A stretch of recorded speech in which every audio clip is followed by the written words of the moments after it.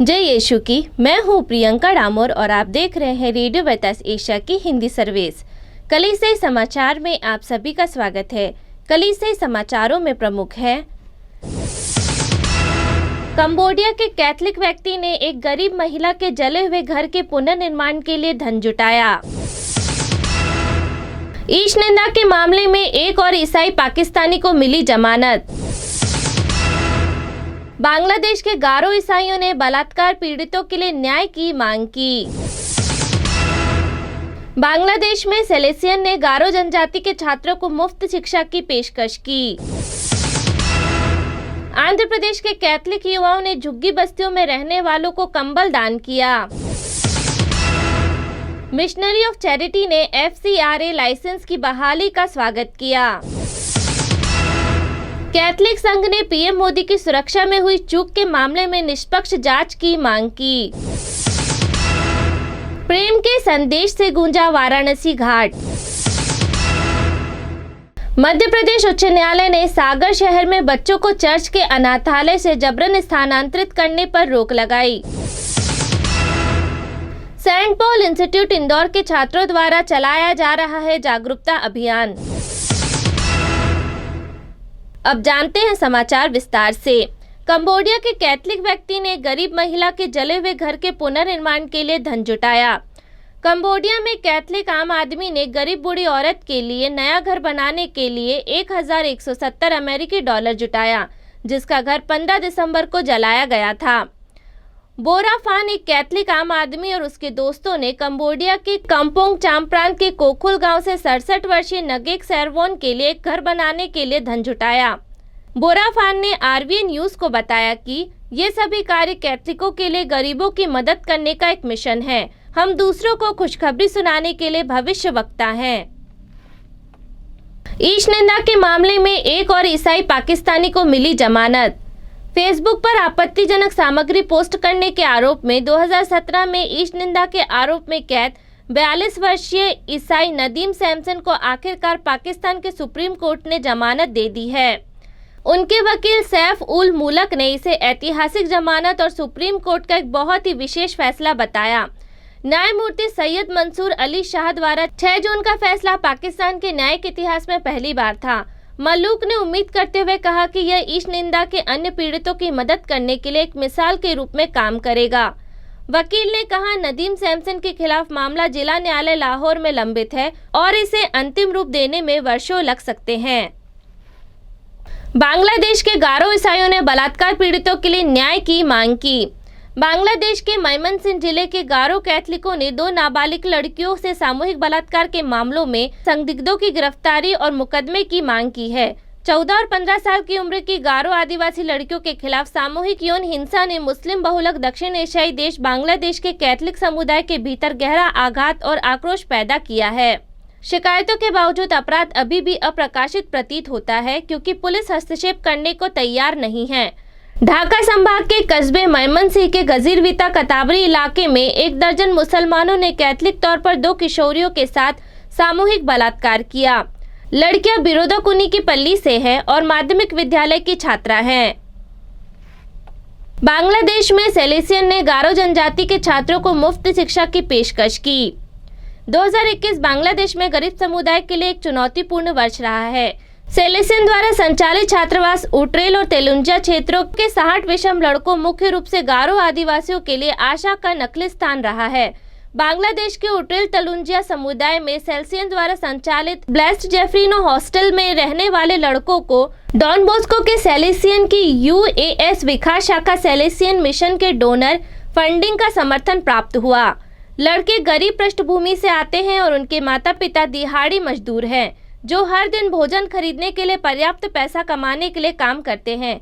ऐसे भी लड़के हैं जो अनाथ हैं या उनके माता पिता द्वारा उन्हें छोड़ दिया गया है। सेलेसियन कमरे और बोर्ड के लिए सहायता प्रदान करते हैं या जरूरतमंद लोगों के लिए निःशुल्क प्रदान किया जाता है। मिशन वायर की एक रिपोर्ट के मुताबिक हॉस्टल फंडिंग की कमी को पूरा करने के लिए डोनर फंडिंग पर निर्भर है। आंध्र प्रदेश के कैथोलिक युवाओं ने झुग्गी बस्तियों में रहने वालों को कंबल दान दिया। आंध्र प्रदेश में विशाखापट्टनम आर्चडायसिस के सेंट क्लैरेट यूथ ने वेलांकनी मठ पैरिश कैलासपुरम की झुग्गियों में गरीबों को नए साल के उपहार के रूप में कंबल और साड़ी की पेशकश की।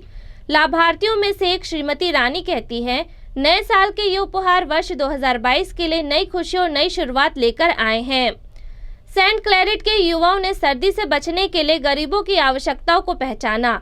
निर्मला मैरी ने कहा, इस क्षेत्र के लोग अपनी आजीविका के लिए संघर्ष कर रहे हैं और इसलिए इस सर्दी के लिए गर्म कपड़े रखना उनके लिए एक बड़ी चुनौती है।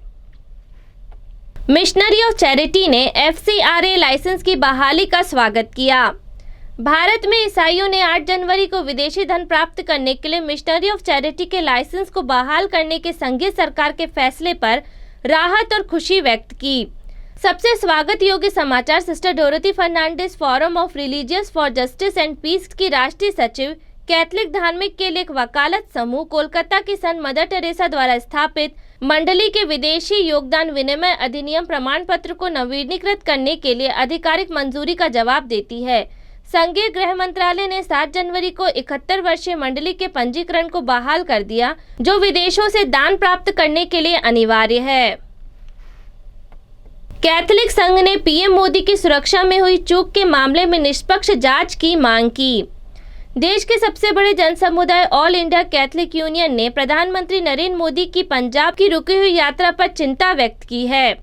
यूनियन के प्रवक्ता जॉन दयाल ने 8 जनवरी को बताया, कैथलिक यूनियन जैसा कि हर भारतीय नागरिक नरेंद्र मोदी और अन्य सभी लोगों की लंबी उम्र के लिए प्रार्थना करता है, जो भारत में शासन के उच्च पदों पर आसीन हैं। संघीय गृह मंत्रालय ने 6 जनवरी को पंजाब के एक शहर फिरोजपुर में प्रधानमंत्री की 5 जनवरी की यात्रा के दौरान सामने आई घटना के अनुक्रमण का अध्ययन करने के लिए 3 सदस्यीय समिति का गठन किया। दयाल कहते हैं, हम मानते हैं कि केवल एक निष्पक्ष जांच से ही भाजपा के मुख्य प्रचारक, जो भारत के प्रधानमंत्री होने के साथ साथ दुनिया में सरकार के मुखिया भी है, कि निरस्त यात्रा के कई अस्पष्टीकृत मुद्दों का पता चलेगा। आम पर्यवेक्षकों के रूप में यह हमारी इच्छा है कि सच्चाई सामने आए, ताकि सबसे ऊपर प्रधानमंत्री जैसे उच्च पदों की सुरक्षा में और सुधार हो। प्रेम के संदेश से गुंजा वाराणसी घाट। धर्मनिरपेक्षता और मिलीजुली संस्कृति के लिए प्रतिबद्ध वाराणसी उत्तर प्रदेश में नागरिक समाज के लोगों ने सांप्रदायिक सद्भाव और शांति को बढ़ावा देने के लिए कार्यक्रमों की एक श्रृंखला शुरू की है। पैगामे मोहम्मद के बैनर तले आयोजित होने वाले कार्यक्रम कट्टरपंथी ताकतों द्वारा फैलाई जा रही नफरत भरे भाषण, अन्य और विभाजनकारी विचारधाराओं के मद्देनजर आयोजित किए जा रहे हैं। भारतीय मिशनरी सोसाइटी फादर आनंद मैथ्यू और प्रवीण जोशी के नेतृत्व में 8 जनवरी को वाराणसी के किनारे 80 घाट में अभियान चलाया गया। यहीं पर 3 दिन पहले विभाजनकारी तत्वों ने गैर हिंदुओं को नदी तट पर जाने के खिलाफ चेतावनी देने के लिए पोस्टर प्रदर्शित किए थे। भारतीय मिशनरी सोसाइटी के विश्व ज्योति कम्युनिकेशन के रंगमंच मंडली, प्रेरणा कला मंच के कलाकारों ने भाईचारे के प्रेम, अनेकता में एकता और सांप्रदायिक सद्भाव पर लघु नाटकों के माध्यम से अनेकता में एकता का संदेश प्रस्तुत किया। मध्य प्रदेश उच्च न्यायालय ने सागर शहर में बच्चों को चर्च के अनाथालय से जबरन स्थानांतरित करने पर रोक लगाई। मध्य प्रदेश उच्च न्यायालय ने मध्य भारतीय राज्य के एक शहर सागर के सेंट फ्रांसिस अनाथालय से अनाथों को जबरन स्थानांतरित करने पर रोक लगा दी है। सागर सिरो मालाबार धर्म प्रांत के प्रवक्ता फादर थॉमस फिलिप द्वारा 7 जनवरी को जारी एक बयान में कहा गया है कि मध्य प्रदेश उच्च न्यायालय की जबलपुर पीठ द्वारा स्थगन आदेश पारित करने के बाद सेंट फ्रांसिस अनाथालय से 44 अनाथ बच्चों को स्थानांतरित करना बंद कर दिया गया था। पुरोहित का कहना है कि बाल कल्याण समिति की सागर जिला इकाई 6 जनवरी की दोपहर 1 बजे स्थानीय अनुमंडल दंडाधिकारी और पुलिस प्रशासन के साथ अनाथालय आई थी। अधिकारियों ने बताया कि अनाथालय का पंजीकरण 2020 में समाप्त हो गया था। धर्म प्रांत के प्रवक्ता ने कहा, संस्था ने पंजीकरण के नवीनीकरण के लिए संबंधित विभाग को पहले ही सभी आवश्यक दस्तावेज जमा कर दिए हैं, लेकिन बिना कोई कारण बताए इसे रोक दिया गया है। फादर फिलिप ने CWC अधिनियम को राजनीतिक रूप से दुर्भाग्यपूर्ण निर्णय के रूप में कुछ स्थानीय राजनीतिक नेताओं के दबाव में लिया कहा है। फादर फिलिप कहते हैं, मीडिया और अन्य सोशल नेटवर्किंग ऐप के माध्यम से संस्था के खिलाफ एक के बाद एक झूठे आरोप लगाए जाते हैं और कहते हैं कि सागर शहर और आसपास के गरीबों और हाशियों पर रहने वाले लोगों की निस्वार्थ सेवा करने के लिए विभिन्न तरीकों का इस्तेमाल किया है। सेंट पॉल इंस्टीट्यूट इंदौर के छात्रों द्वारा चलाया जा रहा है जागरूकता अभियान।